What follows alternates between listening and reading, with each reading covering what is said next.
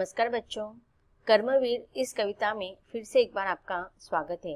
आज हम मंजरी इस पाठ्य पुस्तक से पाठ नंबर 14 पढ़ने जा रहे हैं, जिसका शीर्षक है कर्मवीर। कर्मवीर इस कविता का यह सेशन नंबर 2 है।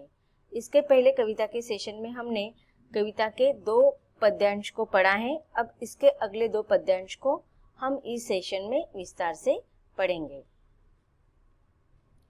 कविता के अगली पंक्तियां हैं, जो कभी अपने समय को यो बिताते ही नहीं, काम करने की जगह बातें बनाते ही नहीं, आज कल करते हुए जो दिन गवाते ही नहीं, यत्न करने से कभी जो जी चुराते ही नहीं, बात है वह कौन जो होती नहीं उनके लिए, वे नमूना आप बन जाते हैं औरों के लिए। अब देखिए यहाँ पर इस कविता के कर्मवीर इस कविता के माध्यम से कवि ने कर्मठ व्यक्तियों के गुणगान किया है। कर्मवीरों की विशेषताओं को यहाँ पर उजागर करते हुए उन्होंने समय के सदुपयोग को संदर्भित रखते हुए यह कविता लिखी है। कवि कहते हैं कि जो कर्मठ व्यक्ति होते हैं उनके जीवन में कितने ही दुख आए, दर्द आए, विघ्न आए, वह घबराते नहीं है और नहीं वह भाग्य के भरोसे बैठते हैं, नहीं नसीब को कोसते रहते हैं और नहीं दुख को भोगते हैं, बल्कि कभी वह परेशान भी नहीं होते, पछतावा भी नहीं करते, क्योंकि उनके पास इतना समय ही नहीं रहता है इन सारे बातों को सोचने के लिए।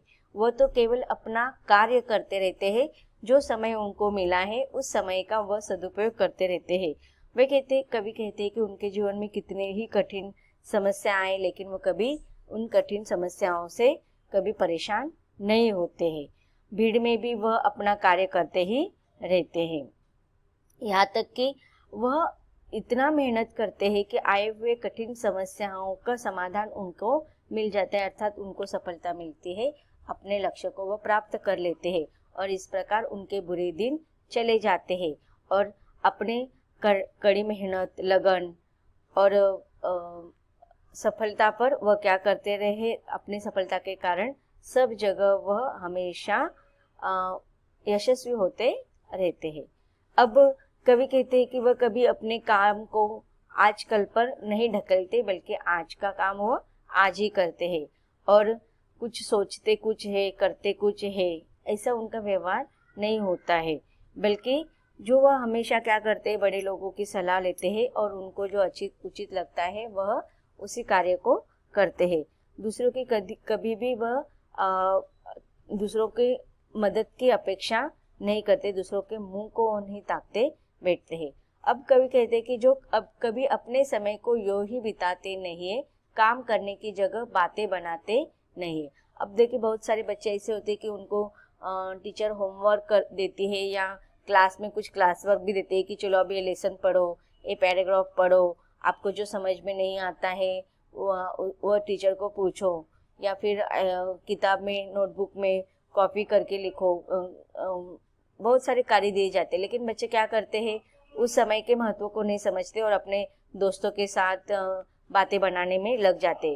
तो कवि कहते हैं कि वह समय के सदुपयोग को जानते हैं और उसके प्रत्येक क्षण का महत्व को समझते हुए अपने प्रत्येक समय का वह काम में बिताते हैं। काम करने की जगह वो बातें बनाते नहीं, आजकल करते हुए जो दिन गवाते ही नहीं। मतलब यहाँ पर कवि का कहने का तात्पर्य है कि जो कार्य दिया गया है वह आज करूँगा, कल करूँगा, बाद में करूँगा, इस प्रकार के वह अपना समय या दिन नहीं गवाते हैं। जिस प्रकार से देखो समय को अगर हम जिस प्रकार से समय का हम सदुपयोग करते हैं उसका परिणाम हमें उसी समय मिलता है। आप लोगों ने घड़ी देखी होगी, घड़ी के कांटे हमेशा आगे जाते रहते हैं, वो कभी पीछे नहीं आते। तो हमें समय के घड़ी के साथ चलना है, हमें समय के साथ आगे बढ़ना है। अगर हम हर एक क्षण का उपयोग अपने जीवन में उचित ढंग से करेंगे तो समय भी उसका उचित फल हमें उसी समय देता है।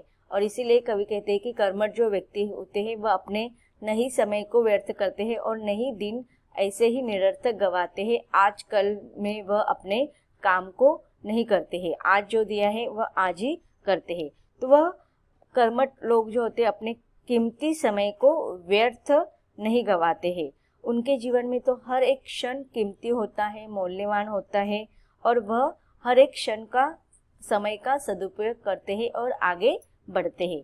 यत्न करने से कभी जो जी चुराते हैं नहीं, बात है वह कौन जो होती नहीं उनके लिए, वे नमूना आप बन जाते हैं औरों के लिए। तो देखिए, हर समय प्रयत्न के साथ वह आगे बढ़ते हैं। कभी भी प्रयत्न करने में, परिश्रम करने में, मेहनत करने में वह कभी भी जी नहीं चुराते। अब बहुत सारे बच्चे होते हैं कि वो कामचोर होते हैं, आलसी होते हैं, और जब उनको लगता है कि चलो अभी हम काम से जी चुरा लेंगे तो आगे हमारा काम और आसान हो जाएगा, तो नहीं, इससे हमारा काम और भी बढ़ जाता है।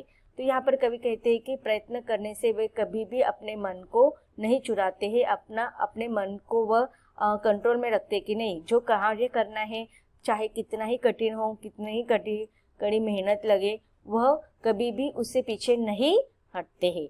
और इस प्रकार ऐसे संसार में कोई भी बात नहीं है वह उनके लिए संभव हो गई, असंभव बात को भी वह संभव करके दिखाते हैं। और उनके इसी व्यवहार के कारण कवि कहते हैं कि नमूना आप बन जाते हैं औरों के लिए। नमूना का अर्थ होता है कि उदाहरण या आदर्श। अब हम देखते हैं कि हमारे पूर्वजों का अगर हम इतिहास पढ़ते हैं तो बहुत सारे ऐसे क्रांतिवीर है, नेता है कि जिनका आदर्श आप हमारे जीवन के सामने अभी भी दिखाई देता है। मदर टेरेसा है, सावित्रीबाई फुले है, महात्मा फुले है, गांधी जी है, लाला लाजपत राय है। ऐसे कितने व्यक्ति है जिनका उदाहरण हमारे आज भी हमारे लिए बहुत ही प्रेरणादायक होते हैं। तो जो कर्मठ व्यक्ति होते हैं उनका भी व्यवहार ऐसे ही होता है कि उनकी कड़ी मेहनत के कारण, लगन के कारण और उनकी सफलता के कारण वो औरों के बीच में हमेशा उदाहरण स्थापित करते हैं, आदर्श बन जाते हैं और लोग उनके अच्छे गुणों का अनुकरण करते हैं। तो बच्चों, अब जो कविता के पंक्तियों को हमने विस्तार के रूप में पढ़ा है, उनका संदर्भ और प्रसंग और व्याख्या देखेंगे। संदर्भ में आप लिखेंगे, प्रस्तुत पंक्तियां हमारी पाठ्य पुस्तक मंजरी 8 के कर्मवीर नामक कविता से ली गई है। इस कविता के लेखक या कवि हैं अयोध्या सिंह उपाध्याय अर्थात हरिओम जी। प्रसंग में आप लिखेंगे, प्रस्तुत पंक्तियों में कवि ने कर्मवीर अर्थात कर्मठ लोगों की प्रशंसा करते हुए उनके गुणों को बताए हैं। आप इसमें और एक पॉइंट लिख सकते हैं कि यहाँ पर कवि ने समय के महत्व या समय के सदुपयोग के बारे में बताए या समय के महत्व के बारे में वर्णन किया है। अब व्याख्या में आप लिखेंगे, कवि कहता है कि ऐसे लोग अपना समय व्यर्थ बातों में नहीं गंवाते और किसी काम को कल पर नहीं छोड़ते तथा परिश्रम करने से कभी जी भी नहीं चुराते, अर्थात उनके लिए कोई भी काम कठिन नहीं होता है। ऐसे लोग अपनी कार्य कुशलता के दम पर दूसरों के लिए उदाहरण बन जाते हैं। अब कविता के अगली पंक्तियों को हम विस्तार से देखेंगे। कविता की अगली पंक्तियां हैं, व्यम को छूते हुए दुर्गम पहाड़ों के शिखर, वे घने जंगल जहाँ रहता है तम आठों पहर, गरजते जल राशि की उठती हुई ऊंची लहर, आग की भयदायिनी फैली दिशाओं में लपट, एक अपार शक्ति कभी जिसके कलेजों को नहीं, भूलकर भी वह नहीं नाकाम रहता है कहीं। अब देखिए, यहाँ पर कर्मठ व्यक्तियों के गुणों के बारे में बताते हुए कवि कहते हैं कि व्यम को छूते हुए दुर्गम पहाड़ों के शिखर। व्यम का अर्थ क्या होता है कि जो रात्रि का अंधकार जो होता है, आकाश, व्यम का अर्थ होगा आकाश। अब देखिए, आकाश बहुत ऊंचा होता है, तो कवि कहते हैं कि आकाश को छूते हुए जो दुर्गम बड़े बड़े पहाड़ होते हैं, पहाड़ों के शिखर होते हैं। अब यहाँ पर कवि का कहने का तात्पर्य है कि जो ऊंचे पहाड़ या ऊंचे शिखरों पर चलकर जाते हैं, ऐसे शिखर जो आकाश को छूते हैं, तो आप हम लोग सिर्फ कल्पना कर सकते हैं कि ऐसे दुर्गम जो पहाड़ होते हैं, जो शिखर होते हैं, जो आकाश को छूते हैं, ऐसे पहाड़ों पर चलना बहुत ही असंभव बात है, बहुत ही कठिन कार्य होते हैं। लेकिन फिर भी ऐसे कर्मठ लोग व्यक्ति जो होते हैं असंभव कार्य करते हैं। यहाँ तक कवि आगे कहते कि वे घने जंगल जहाँ रहता है तम आठों पहर, तो ऐसे तम का अर्थ क्या होता है कि अंधेरा, तम का अर्थ होगा अंधेरा, कि घने जंगल में देखो जहाँ पर बिल्कुल भी सूरज का प्रकाश नहीं पहुंचता, ऐसे आठों पहर भी क्या होता है, अंधेरा फैला होता है। गरजते जल राशि की उठती हुई लहर, आपने देखा होगा कि समंदर के अंदर बहुत ही पानी का जो लहरें होते हैं वह बहुत भयंकर लहरें होते हैं। गरजते जल राशि, उठती हुई ऊंची लहर। आग की भई दाहिनी फैली दिशाओं में लपट। लपट का अर्थ क्या होता है कि अग्नि की जो ज्वालाएं होते हैं या अग्नि की लपट हम कहेंगे। यहाँ पर लपट शब्द नहीं है, लहर शब्द है। हाँ, तो किताब में कई जगह पर लपट होगा, कई जगह पर लवर भी हो सकता है। तो लवर का अर्थ क्या होता है कि अग्नि की लपट या फिर अग्नि की प्रखर ज्वाला। तो आग की भई दाहिनी फैली दिशाओं में लपट, एक कपा सकते हैं कवि जिसके कलेजे को नहीं।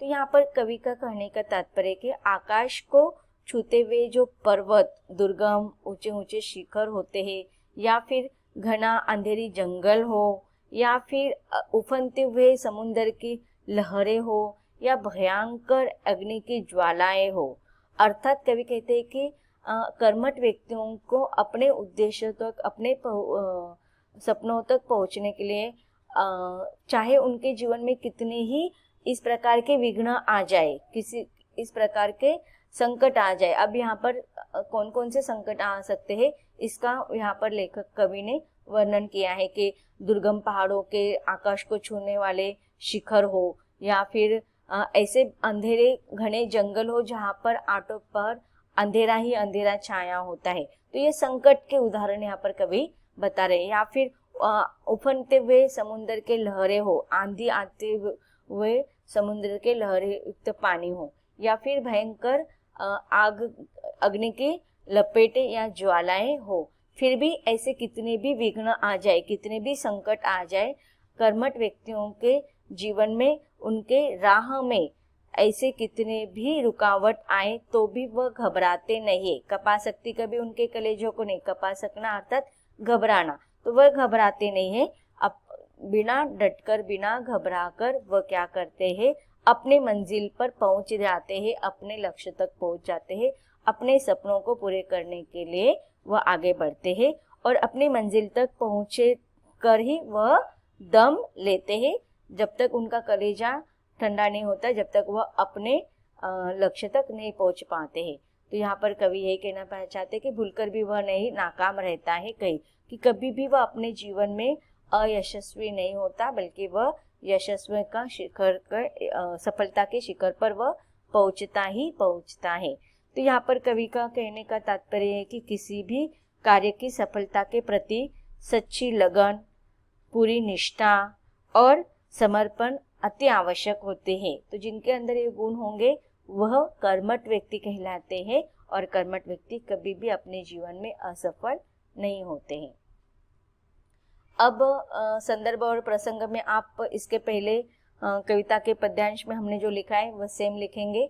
व्याख्या में आप लिखेंगे, कवि कहता है कि चाहे आकाश को छूता हुआ पर्वत हो, या शिखर हो, या घना अंधेरी जंगल हो, या उफनती लहर हो, या भयानक अग्नि की ज्वाला हो, कुछ भी हो, इनको भयभीत नहीं कर सकती।